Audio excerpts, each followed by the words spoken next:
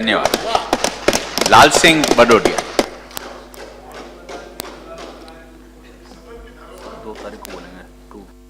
लिए आपका नाम आ गया है, फिर आपको बाद में टाइम नहीं मिलेगा।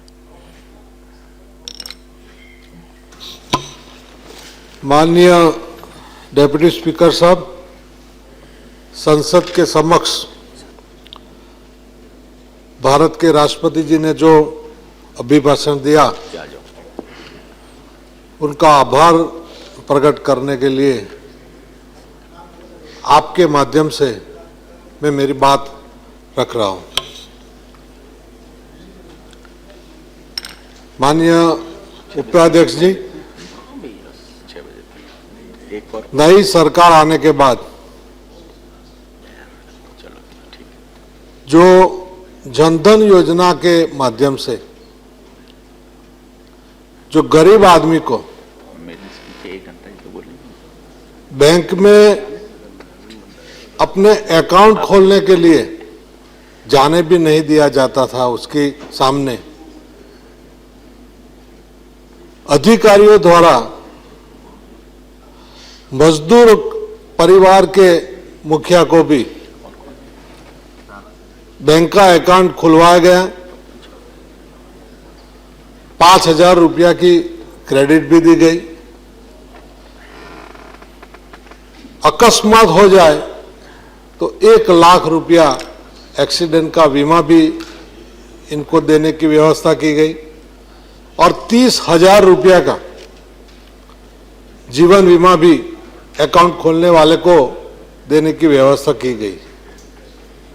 ये हमारे नई सरकार में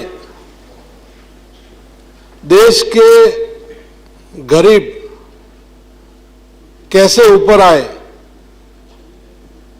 कैसे सरकार हो सके इतनी सहूलियत दे, वो देने का प्रयास किया गया है। पिछली सरकार में जो गैस की बोतल भी 9 तक सीमित कर दी थी, उसको भी आप अपने सीट पे जाके बोलिए, नहीं तो हमारे रिकॉर्डिंग में प्रॉब्लम आ जाता है। सॉरी। जो 9 बोतल पिछली सरकार में दी जाती थी, नाम भी बदल दिया था, वो भी हमारी सरकार आने के बाद 12 बोतल, अब नाम ठीक भी आ गया, अभी सही है नाम, सही 12 बोतल करके कभी भी उपभोक्ता साल में ले सकता है, वो भी सुविधा कर दी। तो रसोई बनाने वाली महिला को भी ये सुविधा मिले, उसका भी ये सरकार ने जिक्र किया है। किसान सिंचाई का पानी उपलब्ध कर सके,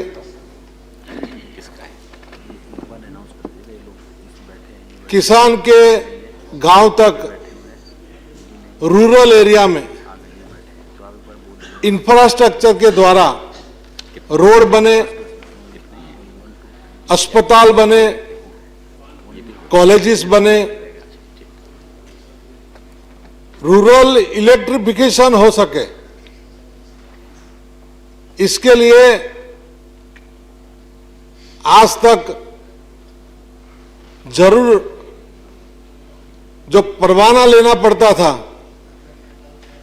और परवाने नहीं मिलने के कारण जो विकास नहीं होता था, उसके बारे में बीजेपी से गैर पार्टी वाले मुख्यमंत्रियों ने भी कहा था,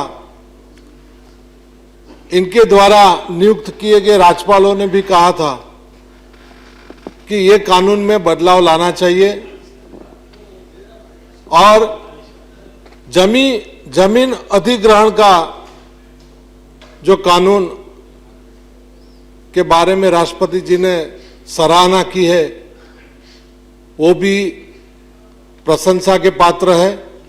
अगर ये कानून नहीं आएगा तो मुझे लगता है कि आम आदमी के विकास के लिए प्रजा को जो चाहिए ऐसी सुविधा देने के लिए, नए रोड बनाने के लिए, हॉस्पिटल लाने के लिए, रेलवे बिछाने के लिए, कैनाल्स बनाने के लिए भी जमीन उपलब्ध नहीं होगी और कोर्ट कचहरी में मामला पड़ा रहेगा और जो विकास देश में होना चाहिए, गरीबों के लिए होना चाहिए, वो नहीं हो सकेगा। तो ये जो जमीन अधिग्रहण का कानून बनाने के लिए, उसको अप्लाई करने के लिए हमारे बजट में लाया गया है, मेरी सारे हाउस से भी विनती है कि बिना पार्टी के बहस में पड़े देश के विकास के लिए उसको मंजूर करना चाहिए। मेरी बात मैं यही खत्म करता हूं। थैंक्स।